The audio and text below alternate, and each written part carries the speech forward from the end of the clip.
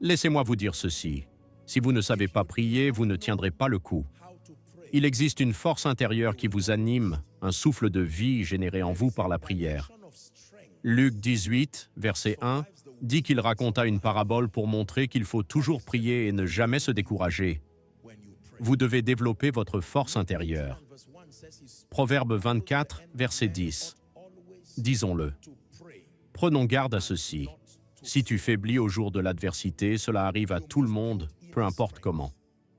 Il y a une période que la Bible appelle le jour de l'adversité, et la stratégie de survie durant ces périodes est la force. Notre force réside dans notre union. Tu dois te fortifier intérieurement, développer tes capacités. Élie, David, Abraham, peu importe qui tu es, développe tes capacités. Peu importe ce que tu fais, en ce qui concerne ta destinée prophétique, développe tes capacités et développe-les tôt, ma sœur. Développe tes capacités, car un jour tu en auras besoin. Tu en auras besoin. Pour puiser dans l'énergie, il y a des moments où, avant un long voyage, vous chargez votre téléphone. Est-ce vrai? Et lorsqu'il est complètement chargé, vous pouvez sourire car vous pouvez estimer que d'ici là, vous pourrez utiliser l'énergie du téléphone. C'est comme ça. J'ai vu beaucoup de téléphones et vous le voyez sur le rouge, 5%, 2%, le téléphone n'a pas l'air de s'éteindre. Remarquez ce qui se passe lorsque la batterie continue de diminuer. Certaines fonctionnalités du téléphone commencent à s'éteindre. Désactiver certaines fonctionnalités comme stratégie de survie, c'est ce qui se passe aussi avec Destiny. Dès que votre batterie externe commence à faiblir, certaines choses peuvent devoir s'arrêter. Votre perception, votre capacité à percevoir les choses spirituelles peut être affectée. D'autres fonctions s'arrêteront également, comme c'est le cas pour un téléphone à 15%, 10% ou 8%. Il existe des fonctionnalités sur ce téléphone que vous pouvez désactiver, appelées mode économie d'énergie. De nombreux croyants utilisent Destiny avec succès en mode économie d'énergie. Alors qu'il existe une possibilité d'emporter un chargeur sans fil, un chargeur qui ne cherche pas de prise murale, un chargeur qui répond à l'appel du désir, sommes-nous ensemble? La prière n'est pas un rituel contraignant pour simplement se sentir spirituel. Je peux vous dire que vous ne pourrez jamais réaliser certaines visions si vous n'avez pas la force intérieure qui vient de la prière et qui accompagne la prière. Ce que vous voyez aujourd'hui à Koinonia, mesdames et messieurs, va au-delà de la simple excellence et de la communication de la doctrine. Il y a de l'endurance. Quelqu'un m'a envoyé un message. « Apôtre, tu as été très occupé toute la semaine à faire ceci et cela, et tu me demandes si tu auras la force. » J'ai répondu, « Tu ne connais pas Dieu. Dieu et moi, on travaille dans ce domaine depuis longtemps. Oh, il y a ce qu'on appelle l'esprit de force. On ne peut pas le feindre, crois-moi. Je prends soin de ma santé, mais on ne peut pas le simuler. Dieu ne t'appellera jamais sans t'enseigner la technique qui te permet de garder la force. Certains d'entre vous portent. Tu fais quelque chose pendant 2 heures et tu seras épuisé pendant 2 jours.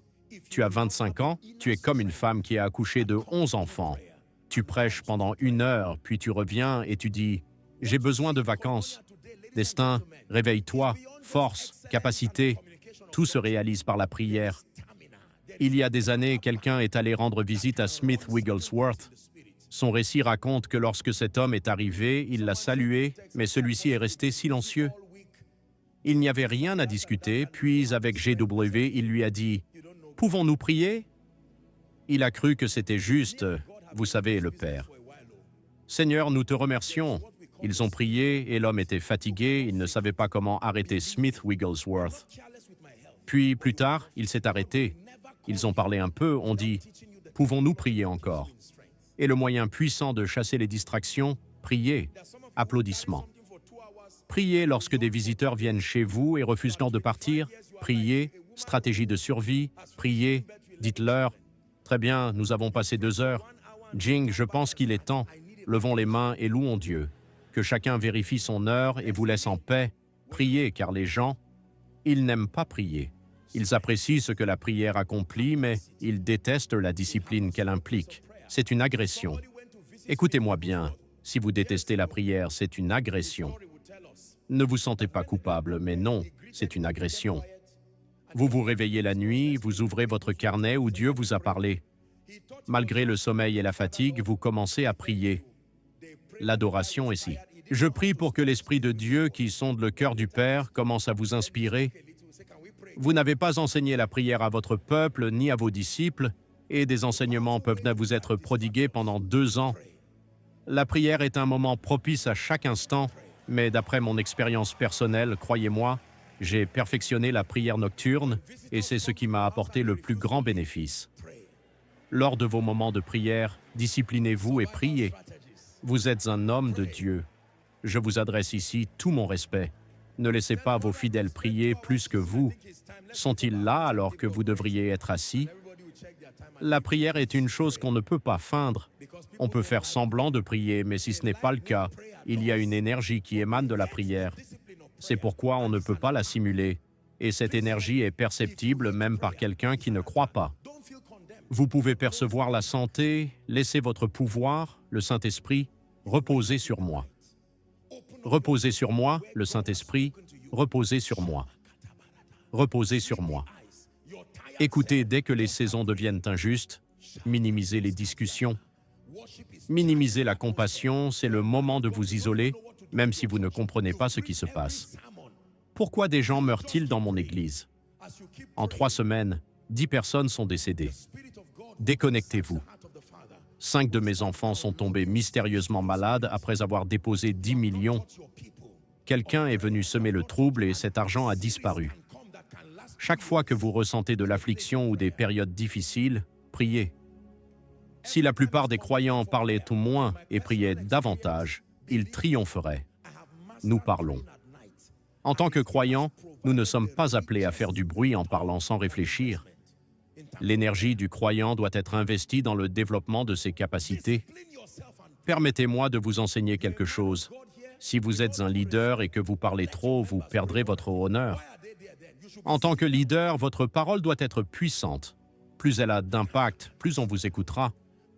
Lorsque vous parlez à tort et à travers, vous perdez aussi votre honneur.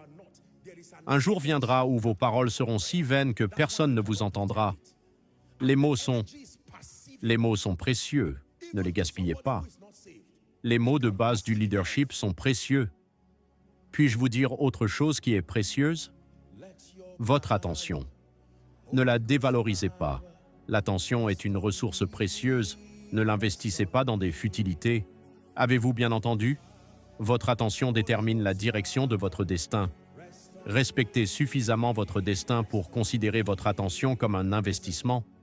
Ne la gaspillez pas pour rien. Oh, reposez-vous sur moi. Oh, reposez-vous sur moi. Oh, reposez-vous sur moi. Esprit de sagesse et repos, dis-le au nom de Jésus.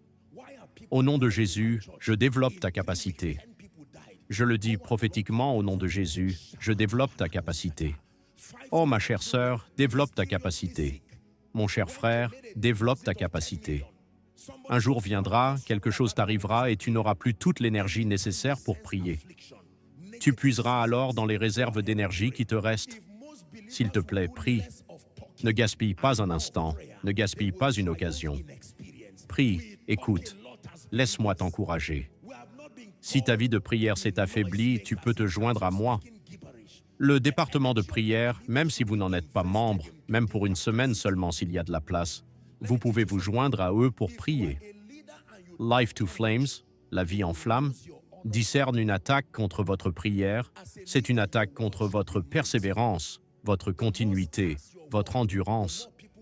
C'est pourquoi il est important d'avoir des croyants comme amis. Avez-vous entendu ce que j'ai dit? Avant, la moitié du temps, les gens bavardaient, l'autre moitié du temps, ils parlèrent des autres et de leurs problèmes.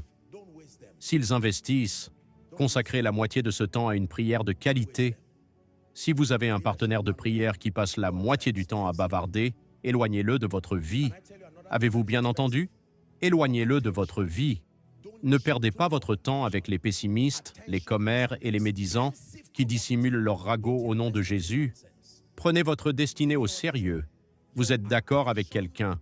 Prions ensemble, ne perdez pas votre temps. Et il répond, gloire à Dieu.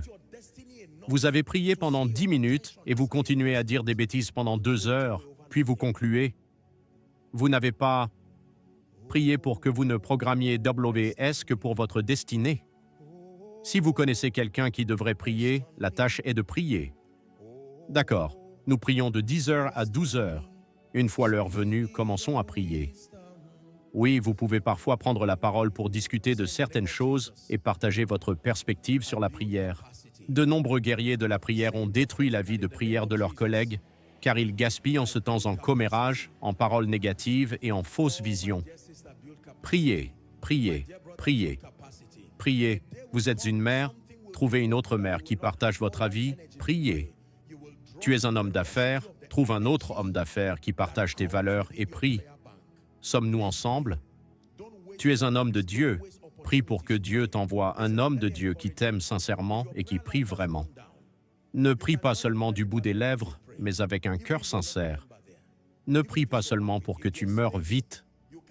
Lorsque tu trouveras des personnes qui partagent tes convictions, tu auras ton autel de prière personnel. Je l'ai répété maintes fois, Koinonia. J'encourage les familles ici présentes à construire leur autel de prière familiale et collectif. Construis-le comme un. Discipline. Je sais que certaines familles peuvent avoir des membres qui ne sont pas nés de nouveau. Pas de problème. Vous pouvez commencer là où vous êtes, avec sagesse. Construisez un autel de prière familiale, priez, ne laissez pas le diable s'infiltrer dans votre famille par la grâce de Dieu. J'encourage chacun d'entre vous à prendre l'initiative en matière de prière. Ne dites pas « je ne suis pas du genre à prier », personne ne l'est. Dieu nous commande de prier, alors prions ensemble. Recevons la grâce. Ne dites pas « je suis un PDG », la prière n'est pas une obligation. Pour les pasteurs, ne laissez pas votre femme seule, priant seule et sans soutien. Votre rôle est simplement de soumettre la prière. Point par écrit sur une feuille de papier, priez. Vous pouvez apprendre. La prière, c'est apprendre, développer sa force intérieure. C'est quelque chose que Dieu m'a enseigné. L'un de nos pères dans la foi, à chaque fois que j'ai eu l'occasion de le voir, surtout lorsque je me préparais à un ministère, dès que j'entrais dans son bureau, il priait en langue. Il parlait un peu, puis une fois qu'il avait... Il y a peu de chances qu'il prie en langue. J'ai dit, « Ah, c'est le secret. » Ils comprennent que la capacité est une nécessité, une condition indispensable pour survivre. Quatrièmement, Dieu aide quelqu'un à surmonter toutes les épreuves, à traverser toutes les saisons, à traverser toutes les situations. Au nom de Jésus, dans 30 ans, tu seras toujours là. Le reçois-tu? Le reçois-tu? Dans 50 ans, tu seras toujours là. Tu ne seras pas seul. Tes enfants seront là avec toi, ta famille. Je serai là pour vous. Votre entreprise sera là pour vous. Votre organisation sera là pour vous. Le cancer qui s'attaque à la longévité, qu'il disparaisse de votre vie au plus vite. Numéro 4. Quelle est la quatrième clé qui permet aux hommes de durer, leur donnant une longévité d'impact et la force de persévérer? Êtes-vous prêts? Soyez joyeux, sans amertume ni offense. Notez-le. Soyez joyeux, sans amertume ni offense. Vous voulez durer? Je vous révèle d'anciens secrets. Soyez joyeux, sans amertume ni offense. Philippiens 4:4. Au travail? Ensemble, les médias m'aident. Philippiens 4:4. Soyez joyeux, réjouissez-vous dans le Seigneur, toujours et encore. Je dis encore, réjouissez-vous. Que quelqu'un crie, réjouissez-vous. Je dis, réjouissez-vous encore une fois. Je dis, réjouissez-vous. Oui, plus de pleurs. Réjouissez-vous. Réjouissez-vous dans le Seigneur. Proverbe 17:22. Réjouissez-vous, soyez joyeux, sans amertume et sans offense. Lisons ensemble. 1, 2, lisons. Un cœur joyeux est un bon remède, mais un esprit brisé détruit les os. Cela signifie qu'un problème peut avoir son origine dans l'esprit et affecter votre santé. L'esprit peut être brisé et les effets de cet esprit brisé se manifestent sur la santé. Alléluia. Avec tout le respect que je vous dois, et je le dis à la gloire de Dieu, si vous preniez ma tension avec un tensiomètre, vous me prendriez pour un nouveau-né. Dites « joie ».